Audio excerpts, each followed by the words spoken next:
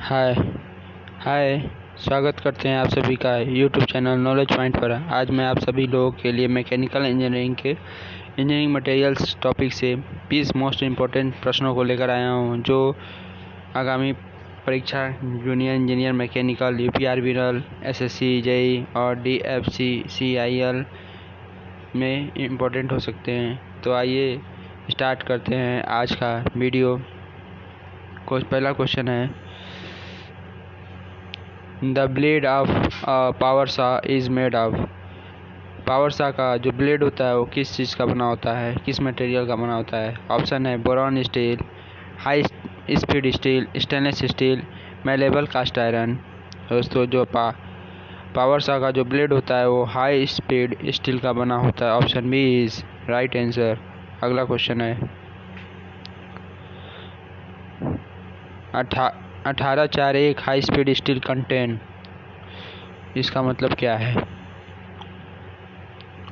दोस्तों, 1841 high speed steel में कौन से मेटल या तत्व कितने परसेंट है? ऑप्शन में दिया है वेनेडियम। पहला ऑप्शन है वेनेडियम 4%, क्रोमियम 18%, टंगस्टन 1%।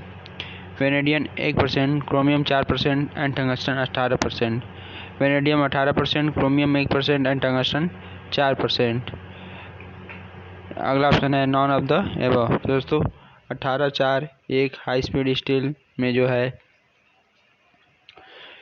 वेनेडियम 1% होता है, क्रोमियम 4% होता है, टंगस्टन 18% होता है। Option B is right answer. 18% क्या होता है? टंगस्टन, 4% क्रोमियम और 1% जो है वेनेडियम होता है हाई स्पीड स्टील में। अगला क्वेश्चन देखते हैं। अगला क्वेश्चन है, अ स्टील कंटेनिंग 12 से 12 to 14% chromium and 0.1 to 0.35% carbon is called martensitic stainless steel. Question कह रहा है दोस्तों, यदि स्टील में 12 से 14% क्रोमियम हो और 0.12 से 0.35% कार्बन हो तो उसे क्या मर्टेनसाइटिक स्टेनलेस स्टील कहेंगे? दोस्तों, उसको मर्टेनसाइटिक स्टेनलेस स्टील ही कहेंगे, जिस स्टील में 12 से 14% क्रोमियम हो और 0.12 से 0.35% कार्बन हो, उसको हम मर्टेनसाइटिक स्टेनलेस स्टील कहेंगे। Option A is right answer. अगला क्वेश्चन देखते हैं।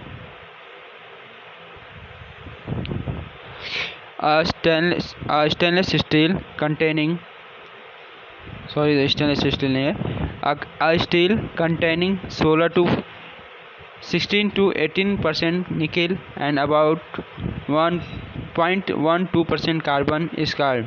जिस स्टील में 16 से 18% निकल और 0.12% कार्बन उपस्थित हो, उस स्टील को कौन सा स्टील कहेंगे? ऑप्शन में है ferritic stainless steel, austenitic stainless steel, martensitic stainless steel या निकल स्टील। दोस्तों, जिस स्टील में 16 से 18% निकल और 0.12% कार्बन हो, उसको हम फेरेटिक स्टेनलेस स्टील कहेंगे। Option A is right answer. Option A जो है सही है। अगला क्वेश्चन देखते हैं। द ऑस्टेनाइटिक स्टेनलेस स्टील कंटेन, एक ऑस्टेनाइट स्टेनलेस स्टील में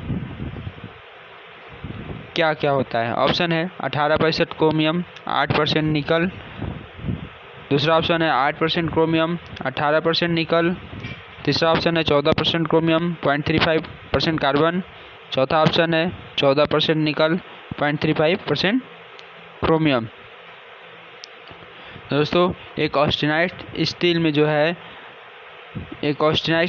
है 18% क्रोमियम और 8% निकल होता है। Option A is right answer. Option A जो है सही है। अगला क्वेश्चन देखते हैं। 18/8 stainless steel consent 18/8 stainless steel में क्या कौन कौन से तत्व होते हैं? ऑप्शन है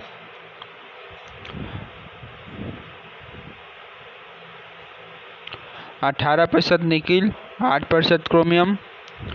दूसरा ऑप्शन है 18% क्रोमियम, 8% निकिल। तीसरा ऑप्शन है 18% निकल, 18% क्रोमियम।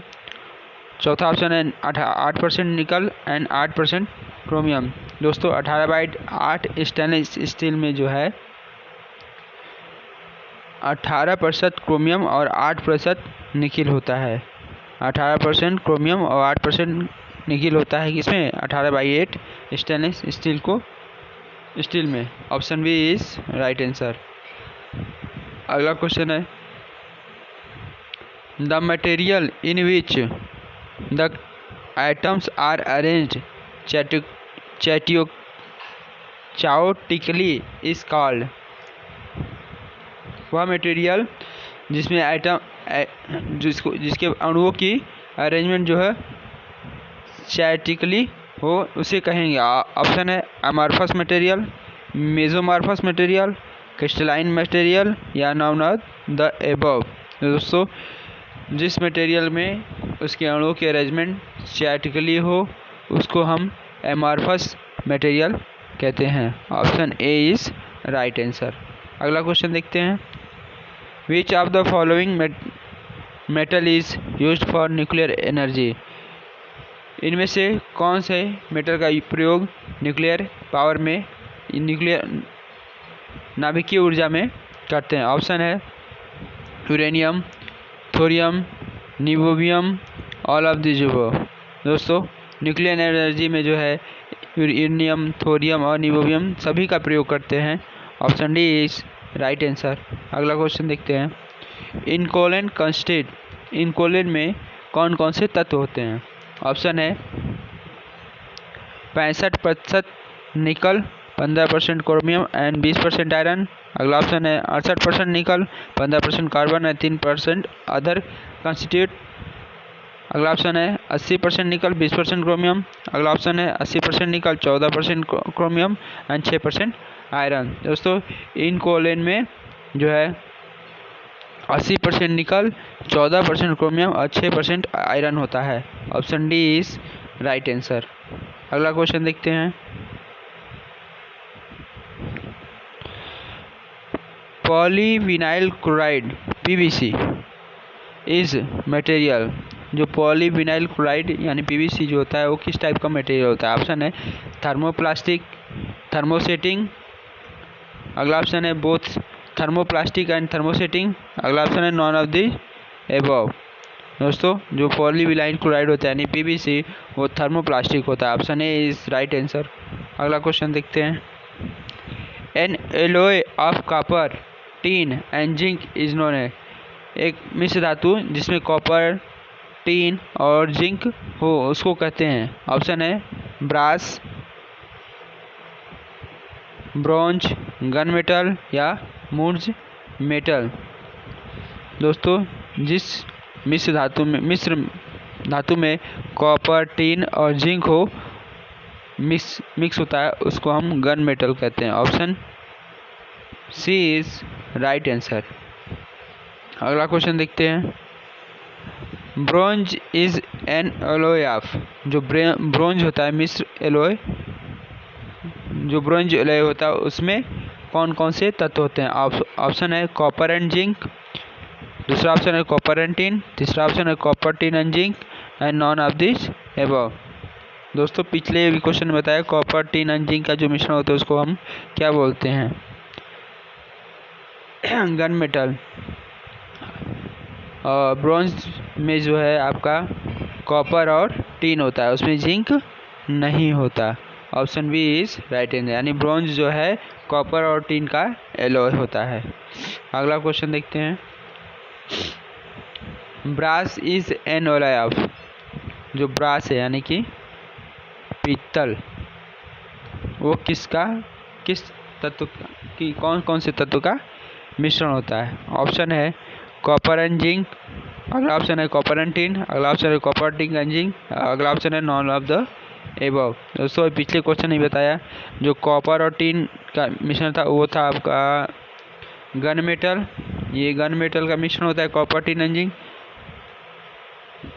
और ब्रॉन्ज लोहे का जो होता है कॉपर और टिन, और ब्रास के लिए हो जाएगा आपका copper and zinc. Copper and zinc का जो एलॉय होता है उसे ब्रॉस कहते हैं। अगला क्वेश्चन देखते हैं। कार्टिज ये ब्रास लिखा गया दोस्तों, ब्रास होगा, कार्टिज ब्रास, ये आपका होगा ब्रास, अरे सॉरी ये होगा आपका BRASS ब्रास।